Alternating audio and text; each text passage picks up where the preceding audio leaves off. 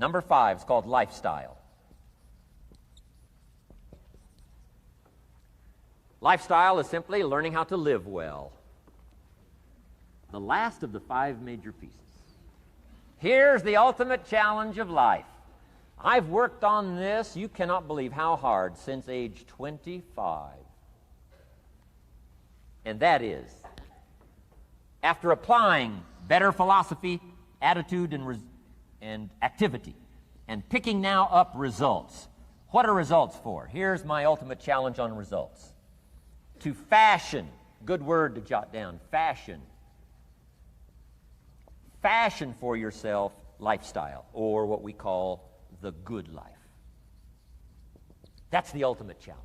To take your results, take your money, take your results, take the return, take the equities you've gathered, and now fashion for yourself a good life, like weaving a tapestry.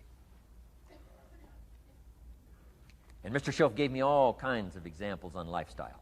He gave me 2 phrases that helped change my life. In case you have to leave early, let me give you these 2 phrases. It'll be worth the price of coming and being here today. Just take these 2 phrases home, in case you have to leave early. Here's number 1. Schoaf said, Mr. Rohn, if you wish to be wealthy, study wealth.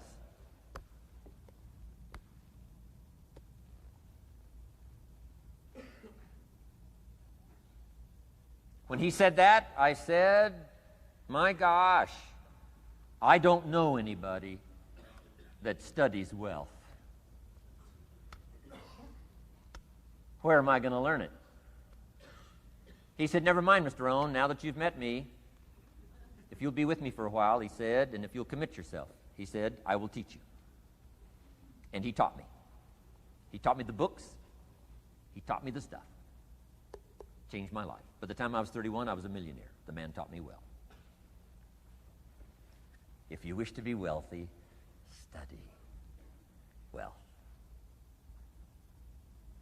If you were to show me your present economic plan, in a personal conversation between you and me, you say, Mr. Rohn, let me disclose for you my current economic financial plan for the future. Would I get so excited, I'd say, hey, I'm going to go across the country and lecture on your plan.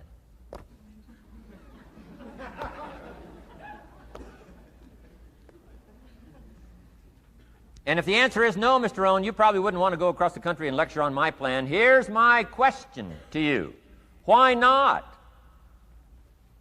Why wouldn't you have a superior, powerful financial plan that's taking you to the places you want to go?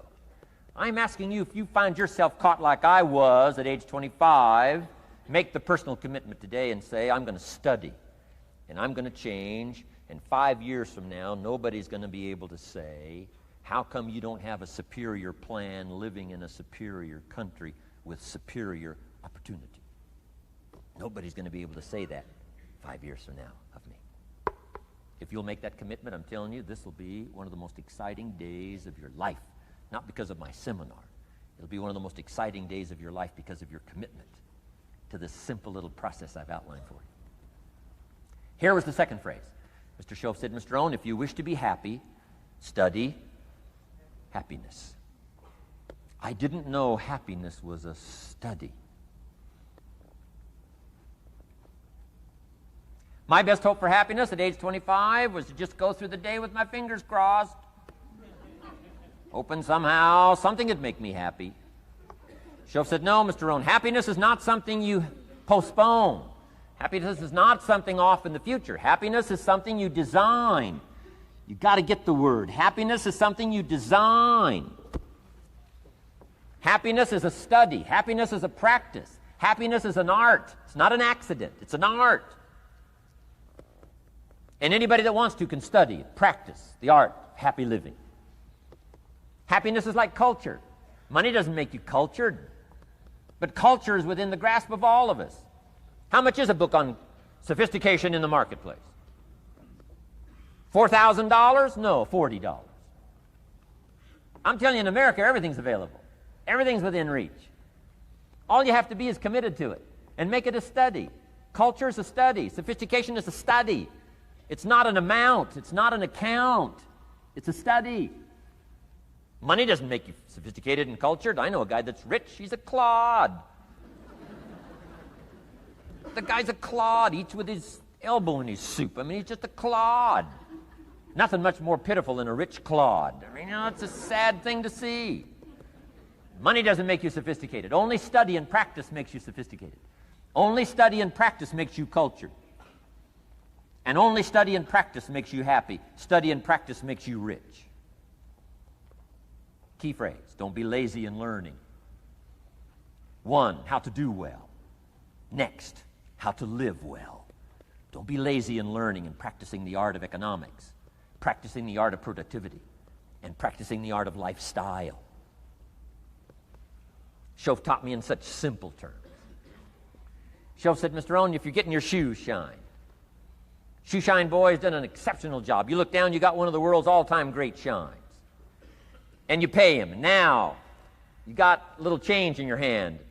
Question pops in your mind. Should I give him 1 quarter or 2 quarters as a tip from a neat shine? Here's what Shoaff said. If 2 amounts pop in your mind, always go for the higher amount and become the higher thinking person. That helped change my life. Here's what he said. Become a 2-quarter person. Now, you can tell that was a long time ago when a quarter was a good tip. Now it takes dollars. But just substitute 1992, dollars for quarters. Shoaff said, hey, if you are thinking 1 quarter or 2 quarters, and you say, well, no, I'll just give him 1 quarter. He said, that'll affect you the rest of the day. The rest of the day, you'll look down, see this great shine, you'll say, I got to be really cheap. 1 lousy quarter, tip from a shine. But he said, if you'll go for the 2 quarters, Shoaff said, you can't believe the extra happiness you can buy for just an extra quarter. That's called studying and practicing the art of lifestyle, which means living well. Money doesn't make you happy. Father wads up a $20 bill, throws it at his son, and says, if you need the darn stuff that bad, take it, just get out of my face. How sad, a father with money and no joy. He studied economics, but he never studied joy. I'm asking you to turn that around. Turn that all around.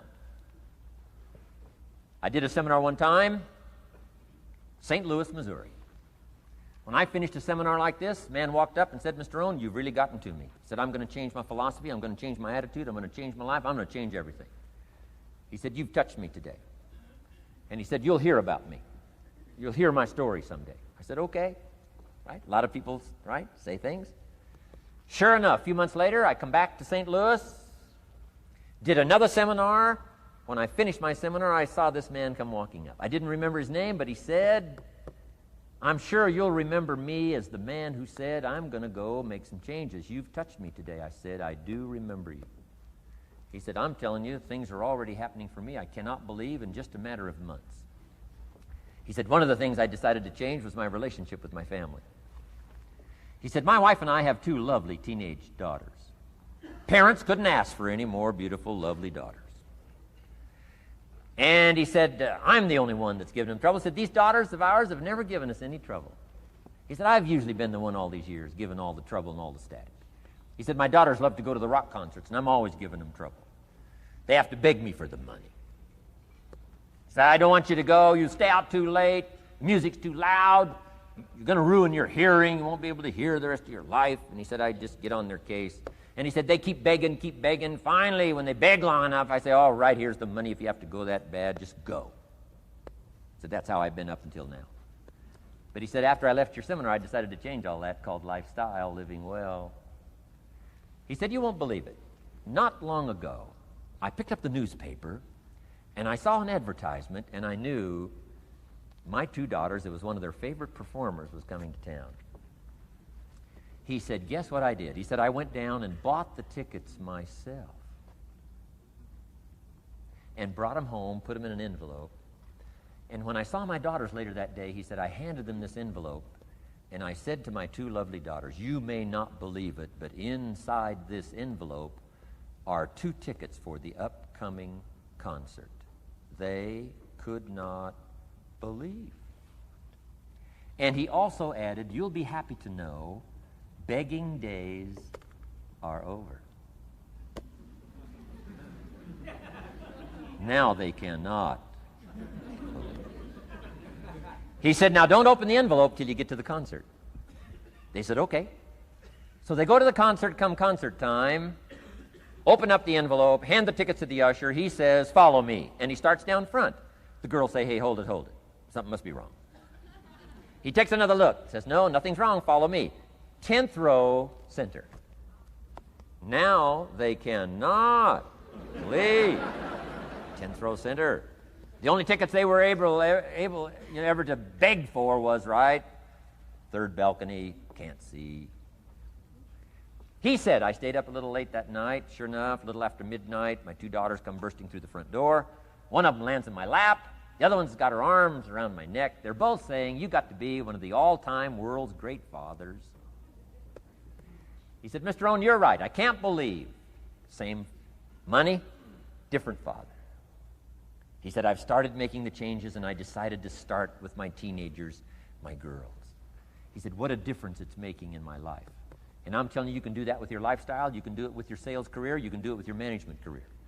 You can do it with any part of your life. If you're looking for equities, unmatched. Do not curse the only thing you have. Don't complain about the only thing you have, which is seed and soil, sunshine, rain, miracle, and seasons. But start changing and processing and evaluating things like we're covering today, and this process of change will take off for you.